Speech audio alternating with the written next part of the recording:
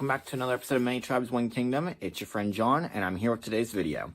So today we're doing the 5 minutes in church history, and we're starting with the Council of Nicaea. So let's give a little context for Nicaea, shall we? So the problem really starts in the city of Alexandria in Egypt. If you don't know what Alexandria is, it's a very famous city. It was known for its library and everything like that, but that's not what we're here to talk about. So Alexandria was headed by a man, the church in Alexandria was headed by a man named Alexander. I know, funny, right? Anyway, so at Alexandria, there was a man named Arius.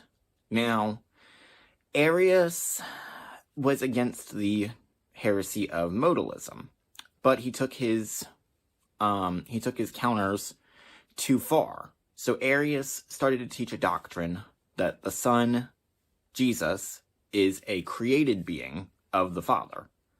So that Jesus is not truly God, but he's more of a creation. He's a creature.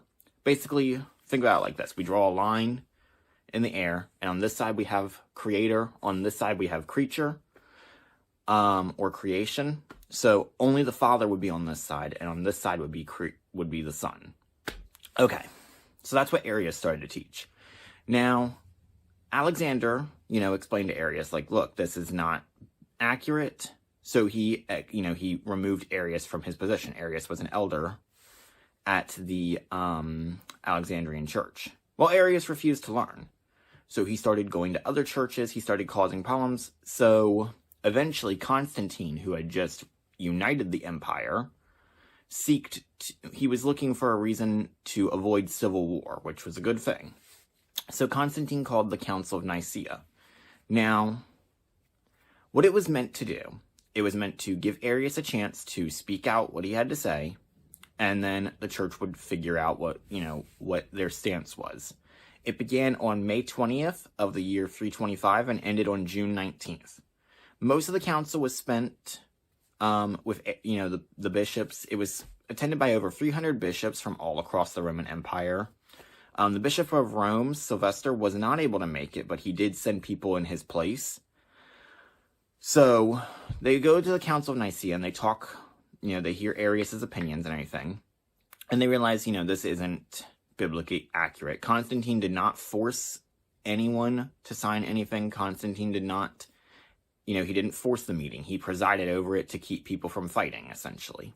Because people could get very passionate. There's actually a instance where St. Nicholas slapped somebody. He slapped one of the Arians. So, fun times. So we get there, we get through the discussion, and eventually the church settles on the Nicene Creed, which you can read online. And essentially, what the Nicene Creed says is, hey, look, Scripture says that the Son is not a created being. Scripture calls the Son God, so he has to be God. So Arius, you're wrong. So at the end of it, if I'm not mistaken, it was Arius and only 2 other people refused to agree to the Nicene Creed, so Constantine actually did banish them from the empire to keep order, you could say. This wasn't the end of the Arian controversy, and a few other things were decided at Nicaea, such as Jerusalem and Alexandria were recognized as being equal to Rome in authority when it came to the church, so that was a good thing. A couple other heresies were condemned, but these were heresies that were really already condemned. They were on their way out. What it did not do, real fast, it did not decide what books would be in the Bible. That is a myth that needs to go away. So really, at the end of the day, what do we take away from Nicaea? Well, Arius refused to learn. He was corrected. Nicaea was the first ecumenical council of the church. It wasn't the first church council. Okay, there's a difference. There's the church council in Jerusalem in Acts chapter 15. But it was the first empire-wide Christian council.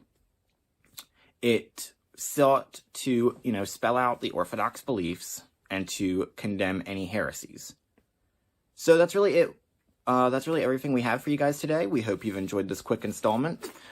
Be sure to be back on Saturday for another installment of M Talk News. All right, have a great day. God bless you.